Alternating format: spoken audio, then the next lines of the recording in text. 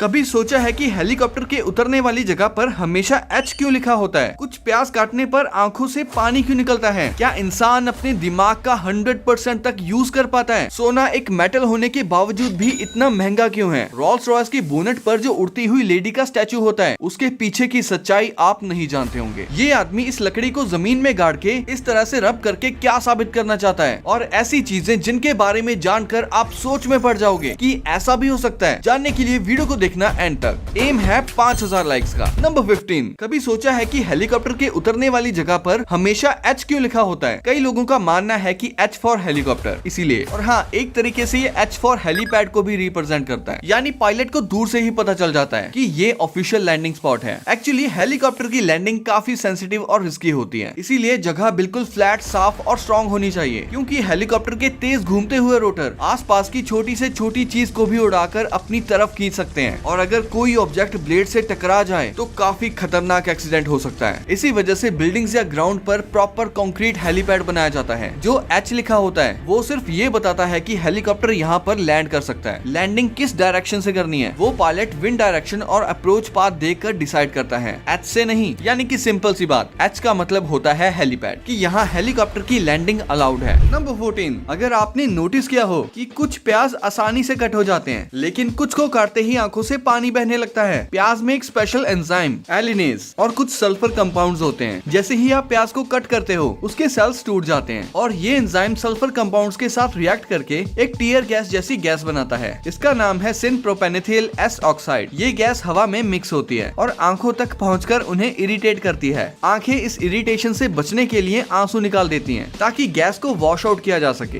पुराने और मीठे प्याज में ये गैस कम बनती है, इसीलिए आंसू भी कम आते हैं, जबकि फ्रेश प्याज ज्यादा स्ट्रॉन्ग रिएक्ट करते हैं। फ्रिज में ठंडा करके छीलने के बाद कुछ देर पानी में रखने से या शार्प नाइफ से कट करने पर इसका इफेक्ट काफी कम हो जाता है, क्योंकि प्याज के रूट वाले हिस्से में एंजाइम सबसे ज्यादा होता है, इसीलिए उसे सबसे लास्ट में कट करो तो आंसू और भी कम आएंगे। नंबर 13, कभी सोचा है कि गोल्ड एक मेटल होके भी इतना महंगा क्यों होता है? क्या सिर्फ इसके कलर की वजह से? एक्चुअली बात इससे काफी इंटरेस्टिंग है। गोल्ड असल में अर्थ के सरफेस का हिस्सा ही नहीं था। जब अर्थ बनी थी, हैवी मेटल्स जैसे गोल्ड मॉल्टन कोर में चले गए। जो गोल्ड आज हमारी जमीन की ऊपर की लेयर में मिलता है, वो बाद में मीटेओराइट्स और एस्टेरॉइड्स के क्रैश होने से आया। यानी हम जो गोल्ड पहनते हैं वो लिटरली आउटर स्पेस का गिफ्ट है। आज गोल्ड को जमीन से निकालने के लिए माइनिंग करनी पड़ती है, और ये प्रोसेस बहुत महंगा और डेंजरस होता है। हर माइन अलग होती है, पर एवरेज क्वालिटी के ओर में 1 ग्राम गोल्ड निकालने के लिए 1 टन या उससे ज्यादा पत्थर तोड़ना पड़ता है। जितना कम गोल्ड ओर में होगा, उतना ज्यादा रॉक तोड़ना पड़ेगा, इसीलिए कॉस्ट भी बढ़ जाती है। इस सब के चलते ही गोल्ड का प्राइस नेचुरली हाई होता है, और रिसर्चर्स का मानना है कि आने वाले टाइम में गोल्ड माइनिंग और ज्यादा डिफिकल्ट और एक्सपेंसिव होती जाएगी, क्योंकि हाई क्वालिटी गोल्ड और धीरे धीरे खत्म हो रहा है। लेकिन आने वाले 25 सालों में माइनिंग पूरी तरह नामुमकिन नहीं होगी, बस और चैलेंजिंग बनेगी। स्पेस से आया हुआ मेटल,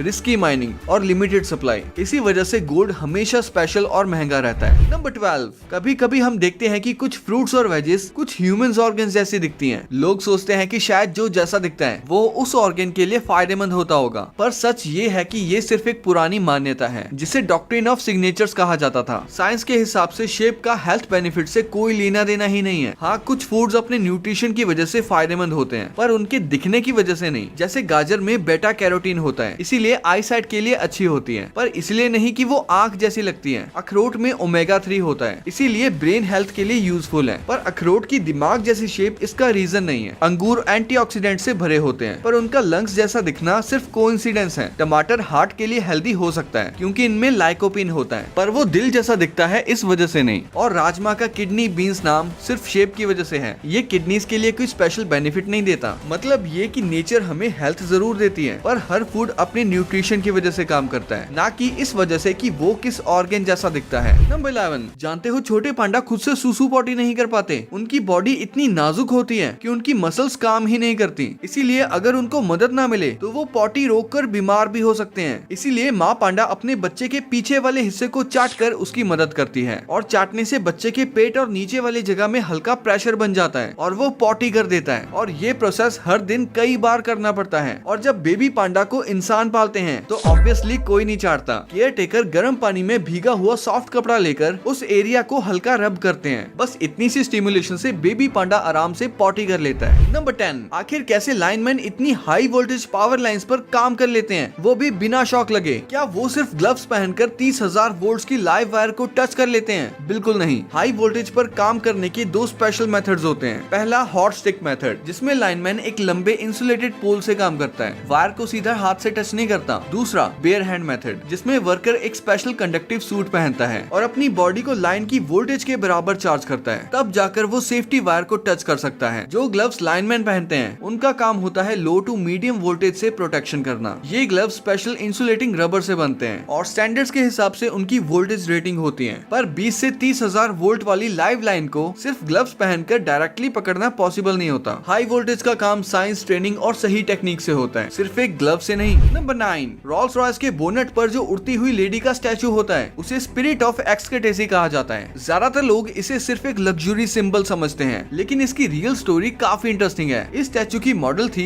एलेनर वेलास्को थॉर्नटन, जो एक एक्ट्रेस नहीं बल्कि लॉर्ड मोंटेगू की पर्सनल सेक्रेटरी थी। दोनों के बीच एक सीक्रेट रोमांटिक रिलेशनशिप था। 1909 में लॉर्ड मोंटेगू ने अपनी प्राइवेट रोल्स रॉयस के लिए स्कल्पटर चार्ल्स साइक्स को एक स्पेशल मैस्कॉट बनवाने को कहा, जिसमें एलेनर को मॉडल बनाया गया। बाद में रोल्स रॉयस को भी कार पर मैस्कॉट लगाने का आइडिया पसंद आया और 1911 में कंपनी ने इस स्टैचू का मॉडिफाई वर्जन अपना ऑफिशियल सिंबल बना लिया। यानी रोल्स रॉयस का ये स्टैचू एक पर्सनल लव स्टोरी थी, जो बाद में रोल्स रॉयस का आइकन बन गई। नंबर 8, आपने जरूर सुना होगा कि इंसान अपने दिमाग का 100% कभी यूज ही नहीं करता, बल्कि सिर्फ 5 से 10% ही काम में लेता है। 2014 की साइ-फाई मूवी लूसी ने भी इसी आइडिया पर स्टोरी बनाई थी, जिसमें एक लड़की अपने ब्रेन की 100% कैपेसिटी एक्टिवेट कर लेती है और उसके अंदर सुपर ह्यूमन पावर्स आ जाती हैं। पर सच क्या है दोस्तों, ये पूरा कॉन्सेप्ट एक मिथ है। रियलिटी ये है कि हम अपने दिमाग का सिर्फ 10% नहीं बल्कि बहुत ज्यादा हिस्सा यूज करते हैं। साइंटिस्ट को एग्जैक्ट परसेंटेज नहीं पता। उनका कहना है कि हमारा ब्रेन अलग अलग टास्क के हिसाब से पूरे दिन में डिफरेंट एरियाज एक्टिवेट करता रहता है। एक ही मूवमेंट में 100% एक्टिव नहीं होता, पर डेली रूटीन में ऑलमोस्ट पूरा ब्रेन एंगेज हो जाता है। इसका सबसे बड़ा सबूत भी सिंपल है। अगर हम सिर्फ 10% दिमाग यूज करते हैं तो किसी को माइनर ब्रेन इंजरी का कोई इफेक्ट ही नहीं होता, लेकिन रियलिटी में छोटा सा ब्रेन डैमेज भी स्पीच, मूवमेंट या मेमोरी तक बिगाड़ देता है। यानी ब्रेन पूरी कैपेसिटी से काम करता है, बस अलग अलग टाइम पर अलग अलग पार्ट्स एक्टिवेट होते रहते हैं। नंबर 7, जरा इस इल्यूजन को ध्यान से देखो। ये दोनों टॉयज एग्जैक्ट सेम साइज के हैं, पर फिर भी एक बड़ा है और एक छोटा। ऐसा क्यों? क्योंकि हमारा ब्रेन बैकग्राउंड को देखकर चीजों का साइज जज करता है। जब कोई ऑब्जेक्ट दूर वाले पर्सपेक्टिव लाइंस के साथ दिखाई देता है तो माइंड ऑटोमेटिकली समझता है कि वो ज्यादा दूर है और दूर वाली चीज नेचुरली छोटी लगती है। इसीलिए यहाँ सेम साइज के टॉयज भी अलग अलग साइज के दिख रहे हैं। ये एक क्लासिक पर्सपेक्टिव इल्यूजन है, जिसमें आंख सही होती है पर दिमाग फूल हो जाता है। नंबर 6, ये कोई आम कीड़े नहीं जो इस आदमी ने पकड़े हैं, बल्कि ये है एशियन जायंट हॉर्नेट। ये हॉर्नेट्स अक्सर मधुमक्खियों के छत्तों में घुसकर उनका सफाया कर देते हैं। सिर्फ एक हॉर्नेट 1 मिनट में 40 मधुमक्खियों को मार देता है और कुछ ही घंटों में पूरा छत्ता खत्म। इससे फार्मर्स का काफी भारी नुकसान होता है। इसीलिए वो लोग मीट का लालच देकर चुपके से किसी एक हॉर्नेट पर रिबन या सफेद धागा बांध देते हैं, ताकि उड़ते वक्त वो दूर से ही दिख जाएं। फिर वो ड्रोन से उनका पीछा करते हैं ताकि उन हॉर्नेट्स के घर की लोकेशन मिल जाए। फिर एक्सपर्ट स्पेशल प्रोटेक्टिव सूट पहनकर वहां जाते हैं और पूरी हॉर्नेट कॉलोनी को खत्म कर देते हैं, इंक्लूडिंग रानी हॉर्नेट। अरे बड़े खतरनाक लोग हैं। नंबर 5, अगर कभी आपको कोई बंदा जमीन में एक लकड़ी गाड़कर दूसरी लकड़ी से उसे रब करता दिख जाए तो हैरान मत होना, क्योंकि ये कोई जादू टोना नहीं है। ये एक्चुअली एक टेक्निक होती है अर्थवॉर्म्स को जमीन से बाहर निकालने की, जिसे वॉर्म चार्मिंग या वॉर्म ग्रंटिंग कहते हैं। इसमें होता क्या है, एक स्टिक पर छोटे छोटे कट्स लगाए जाते हैं और फिर उसे मिट्टी में गाड़ कर खड़ा कर दिया जाता है। फिर दूसरी स्टिक से उस पर रब किया जाता है। इससे जमीन में लो फ्रिक्वेंसी वाइब्रेशंस फैलती हैं। अब आप सोच रहे होंगे कि अर्थवॉर्म्स को लगता होगा कि बाहर बारिश आई है तो बाहर निकलने का वक्त आया है, लेकिन यहीं पर साइंस का एक ट्विस्ट आता है। अर्थवॉर्म्स को ये वाइब्रेशन बारिश नहीं लगती, उन्हें लगता है कि कोई प्रेडेटर जैसे कोई मोल जमीन में मूव कर रहा है, क्योंकि मोल्स इनके सबसे बड़े शिकारी होते हैं। इसीलिए वॉर्म्स डर कर तुरंत बाहर की सरफेस पर आ जाते हैं ताकि वो नीचे होने वाले अटैक से बच सकें। लेकिन वो ऊपर वाले इंसानों से नहीं बच पाते और इसी ट्रिक का यूज करके लोग केंचुए को आसानी से पकड़ लेते हैं। नंबर 4, ये डिवाइस चोरों को गुद्दी से पकड़कर पुलिस के पास ले आता है और पुलिस का आधा काम तो ये खुद ही निपटा देता है, क्योंकि चोरों के पीछे हाई स्पीड में चेज करना बहुत रिस्की होता है। कभी भी बड़ा एक्सीडेंट हो सकता है, इसीलिए पुलिस यूज करती है ये स्पेशल कार ट्रैकिंग डार्ट। ये डार्ट पुलिस की गाड़ी के आगे से फायर होता है और जाके चोर की गाड़ी पर चिपक जाता है। जैसे ही डार्ट लगता है फिर पुलिस तुरंत ही चोर का पीछा छोड़ देती है, क्योंकि डार्ट के लाइव जीपीएस सिग्नल से चोर की लोकेशन ट्रैक होती रहती है। हैं और फिर पुलिस लोकेशन पे छापा मार के चोर को गुद्दी से पकड़ लेती है। नंबर 3, क्या आप जानते हो कि एक ऐसी स्ट्रिप होती है जिसे हम मोबियस स्ट्रिप कहते हैं। आप इसे एवेंजर्स एंड गेम में भी देख चुके होंगे। इस स्ट्रिप की डिस्कवरी ऑगस्ट फर्डिनेंड मोबियस ने